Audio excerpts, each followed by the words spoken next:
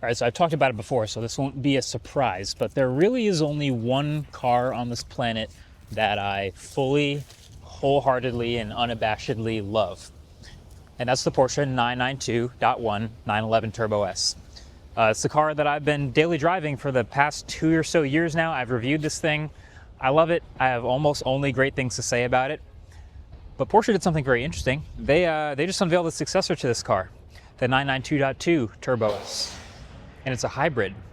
Now, they invited us out to Spain to check it out, but I'm busy. I'm going to Nationals for Ultimate Frisbee in San Diego at the same time, but Miles isn't busy, so Miles is going to go to this event in Spain. So, Miles, if you don't mind, I have a few questions as an owner of this car about the new one. Yeah, so I am here to test out the new 911 Turbo S and find out on Marquez's behalf if it's a car that is worth upgrading to and really seeing where this mountain peaks with electrification in the 911.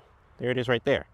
Let's dig into it. What do you got for me? All right, so I guess the perfect place to start is the new powertrain, right? This is the headlining new feature. So just to give us the on-paper specs, what is new about this Turbo S versus this 3.8 liter flat six that we've come to know and love? Okay, so in a surprising turn of events, the engine has actually gotten smaller. Your car has a 3.8, technically 3.7 liter flat six. This is now using the same 3.6 liter flat six found in the GTS, but there's a huge difference. This now has 2 electrically powered turbochargers as opposed to 1 in the GTS. So, as you can imagine, power has gone up just a wee bit. We're now looking at over 700 horsepower, 0 to 60 in the low 2s, and that's all thanks to those 2 turbochargers plus an e-motor in the gearbox. This car is not slow, and we'll dive into that a bit more later. But pretty substantial, if not one of the most substantial .1 to .2 power increases in the Turbo S's history. It's pretty crazy. Okay, so this thing's clearly going to be quick, and we'll get to that. But that's just on the inside. I'm curious about the outside of this car because, frankly, I love the outside of the 992.1. I think it's perfectly understated, and I know they don't change 911s much from year to year, but I'm curious if there are any actual or noticeable aesthetic differences about a .1 update to this 911. So aesthetically, there aren't a whole lot of changes, but by far what's most noticeable are these active aero shark fins that are also on the GTS. So pretty much the exact same thing copy and pasted onto this car. And that's effectively it for the front of the car. But then when you take a look around back, you'll notice that the diffuser has been tweaked a bit. This is a new diffuser design that was not available on .1 Turbo S 992. And we also have this new take on the exhaust tips. This is one of 2 options you can get for this car. You can get the standard ovular exhaust, or you can get this kind of more traditional quad exhaust setup. I think I like the ovals a bit better, but this has its own look to it as well. I don't dislike it. And the rear taillights are slightly different, but other than that, aesthetically, it's the same car outside of the, T-hybrid badges, because Porsche has to let you know, this is the hybrid one. This is the one that go fast. Okay, pretty specific question, but I've seen different things in different places. So that car you're driving, what tire is it on? Because I've seen, all those like promo videos and everything. It looks like they're almost always on a Pirelli P0R. But when I play around on the Porsche configurator, lately it's been a little Michigan logo on the side of the tire. So what tire is it? Now, while I do love Michigan, I gotta say I love Michelin a little bit more. Sorry, I had to poke fun at you for that. Yeah, this car is running the Pirelli P0Rs. Now, I do prefer Michelin tires. I think that's just the goated option if you can get it. But these P0Rs, I think they're perfectly fine on this car. It handles the weight. It grips well. It allows you to achieve a pretty solid 0 to 60, which we'll get into. But so far, that's what I've got on this car. There are other press cars floating around in Spain right now that may have different options, but more than likely they're rocking the P0Rs. So one of the absolute best features in these cars up until this past generation has been a little touch of analog in the turnkey start and the real tachometer. Let's give that a... Doesn't get better than that. But those are gone from the new Turbo S, unfortunately.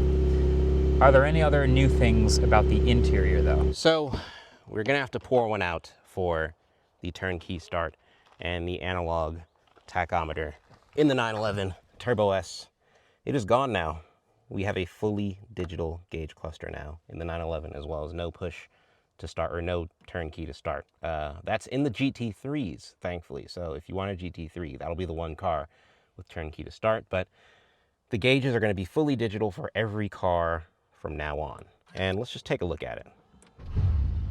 So this is like the 4th or 5th Porsche I've driven with the fully digital gauge, maybe 6th or 7th when you include Macans and Cayennes as well. And I'm starting to get used to it more and more day by day. It certainly isn't as cool as the analog tack in the middle on the previous car. I would still consider it a downgrade, but I understand where people are coming from as far as not being able to see all the gauges with having the analog one in the middle. And this is just far more customizable. You can do so much more with it. And I understand why Porsche went this route. It's just one of the many little things that Porsche is doing to kind of eliminate that classic Porsche experience, which is a bummer, but I'm not mad at it. And I in practice, I think it's the better move, but having the analog tack is cooler. But other than that, layout is effectively identical to what you have in the .1 Turbo S, which I think is great because I don't think anything needed to change. I don't think anything needed to change with the steering wheel. I don't think anything needed to change with the center screen. I don't really think anything needed to change with the center console layout either. You have all the buttons for all the necessary stuff: exhaust, traction off, your suspension settings. Everything that you need to have access to is still just as easily acceptable and accessible, and that's the way we like it. That's definitely the way I like it. Okay, well, it is a Porsche 911 after all, so I suppose the most important question is, how does it drive? And you know, we did review and check out that GTS. The 992.2 refresh of the GTS is also a hybrid, but it's one huge electrified turbo. And this 911 Turbo S is twin turbo. And there was way more torque down low in like the 2,000 to 3,000 RPM range. Kind of felt almost like an electric car with how much poke you had at those lower speeds. But talk to me, does this car drive better than the GTS? How does it feel? All right, so right now I've got the car in Sport Plus mode, and I'm in some pretty technical Spain country roads. Lots of tight turns, not a whole lot of open straights, but just enough for me to really get a sense of, how exactly powerful this car is. Coming from the 992.1, which is already a very powerful car, it's actually kind of shocking how much quicker this feels. I mean, 700 horsepower is always going to be a lot of power no matter what kind of sports car body you throw it into, but just the way this thing takes off like an absolute rocket it's phenomenal. The weight, right? That's a huge thing with this car. And I gotta say, despite the fact that it's, almost knocking on 4,000 pounds, you don't really feel it a ton, and that's because of something that Porsche's implemented with this car. It's called EHPDCC, basically electro-hydraulically powered Porsche Dynamic Chassis Control, which basically means the sway bars are electro-hydraulic now, and that's really helpful for taking this car into corners. That's where you're going to feel the weight the most when you're moving it from side to side. Does it feel like a heavier 911? Yes. Although it doesn't feel that much heavier than the GTS, it does feel heavier than the GTS. But I do think any 992.1 owners are going to get in this car and notice, yeah, there's a shift in weight for sure. And it really depends on the type of guy you are. Some people buy this car as a daily to go fast in a straight line occasionally. And so if that's what you're going to be using this car for, I don't think the weight really makes a difference when we're talking about this amount of a weight gain. But for track use, for just pure enjoyment and super dynamic situations, it might not be as enjoyable as prior 911s that are just smaller and lighter. That's just what it is. But regardless, this is a really, really excellent car to drive, given the stats, given the numbers. And I'm barely pushing this car. I'm not really familiar with these roads, so I'm not trying to go too crazy, but it's so excellent. And not to mention very comfortable, so much more comfortable than the GTS. That's something that's probably one of the biggest takeaways, is how much more comfortable this is to drive, even in the sportiest setting, than the GTS is. So I have a feeling that this car, this refresh, is going to be competitive for the new YouTube Drag King title. And I remember, Miles, before you flew out there, you were talking about how you think this might be sub 10-second quarter, sub 2 second 0 to 60. I wasn't so sure. I mean, I see 200 extra pounds on the stat sheet and I see 50 more horsepower or so, but I'm curious if you feel, now that you've driven it, that this could be the new YouTube Drag King like this car was. So I was wrong. You can't do 0 to 60 in under 2 seconds, at least with the current setup and on the street. It seems like 2.4 is the best that this specific car is capable of. But I mean, what are we talking about here? 2.4 seconds? I mean, that's nuts. I mean, as far as I'm concerned, I do think that this is probably, you could call this the new YouTube Drag King. I don't think that there's going to be many cars that are going to be able to keep up with this in a straight line, off the line. You know, once you get past the quarter mile, that's a different story. But I mean, I think this is for sure a sub 10 car in the quarter. And 0 to 60, maybe you can do under 2 with the perfectly ideal spec, perfectly ideal conditions. But unfortunately, we couldn't get that today. But I mean, the fact that I'm saying unfortunately we couldn't get less than 2.4 seconds, I mean, I think that sentence speaks for itself. Okay, this may be too specific of a question, but I feel like Porsche people may appreciate your answer here. You and I have driven the hybrid GTS from this year. And with the prices going way, way up of all these cars, you know, that GTS is really quick, really powerful. It feels like just as quick and fun as this stock Turbo S was. Is there a real difference between the new GTS hybrid and that Turbo S hybrid? Like, is the fun factor higher? Is there really enough to spend that much more money, or should people just get the GTS? So I guess the biggest thing that has surprised me with this car in terms of driving, because it's more or less what I expected, which is a good thing, is how much quicker it feels than the GTS. I really didn't think the gap would be as wide as it is. It's a wide gap. I mean, this thing, especially when going from like second gear and giving it like 80% throttle, this thing is just monstrous. It's demonically fast. It's absurd, quite frankly. And so I guess the benefit of having that speed with the hybrid setup is that it feels like you're taking advantage of it more, as opposed to turbos of the past, where you feel like you kind of have to really, really be pushing the limits as far as speed to feel like, yeah, I'm in the supercar, because you didn't have that instantaneous throttle response. Now, I mean, this is as close as we're going to get to EV-like acceleration in a 911. It truly is that explosive, and that much more explosive than the GTS, which was already a very, very fast car. Steering is excellent as always. The hybrid system hasn't ruined that. The PDK transmission is excellent as always. The hybrid system hasn't ruined that.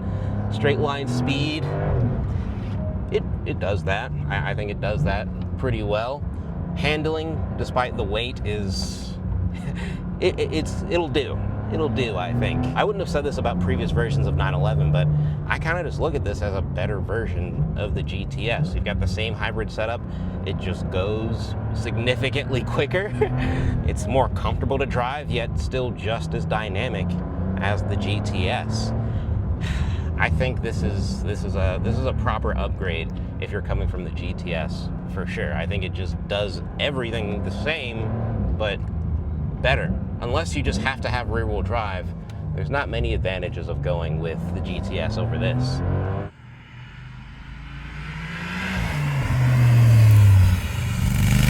All right, well, I guess there's only one more question, and it might not have a real answer, but you can try anyway. Owners of this car, the 992.1 Turbo S, I don't think you need to upgrade. I think there are some nice minor improvements, and if you have to have the latest and greatest thing, you already decided to buy this car, but how far back should you go before thinking that this is a real meaningful upgrade? This brand new 2026 Turbo S, as Porsche stacks a bunch of tiny incremental improvements year after year, how far back do you go before you go, okay, this is a real serious upgrade? You're right. I don't think that this is a necessary upgrade for 992 9.1 owners, I think you're perfectly fine with the car you've got, unless you just really want to experience a hybrid. But I feel like if you weren't sure after driving the GTS that you wanted the hybrid version of the car you do have, then I don't think this car is going to change much for you. But what we should do is get this at the studio so you can really find out for yourself. I think if you're driving a 991.2 car or prior, this is going to be one of the most transformative upgrades you can make from generation to generation for a 911 that you could ever do. Everything about electrification when it comes to this car is just improving all the areas in which this car was just slightly lacking, mostly just low down torque, being able to punch out of corners with the highest amount of acceleration. It's just such a capable car, despite it being nearly 4,000 pounds. They're getting heavier and still somehow handling better than the cars that came before it and being faster than the cars that came before it. 0 to 60 in the low twos and still being able to take it to get groceries, drive it on a dirt road in the middle of nowhere in Spain. You really can do anything and everything with this car. So just like most Porsches, there's practically zero compromise. And I think if you're okay with the tech changes that are being made with the inside, if you're at a 991.2 and prior, this is going to be a really phenomenal upgrade. It's the 911 Turbo S, man. It's the king of the hill for a reason. And while these cars are getting continually more expensive, like for example, this one is about $283 with just a couple of options, and you can spec them well into the 300s, maybe even close to 400 if you tried. There's a reason for that, many of them being economical, but the other half of it is that there's not much you can compare this car to, and so some people are just going to continue to be able to justify owning a 911 and buying a 911 because it's just that good. So that's about it. Thank you to Porsche for letting me have a go, and subscribe if you want to see us drive this car at the studio in Dirty Jersey. That's about it. I'll talk to you guys in the next one. Peace.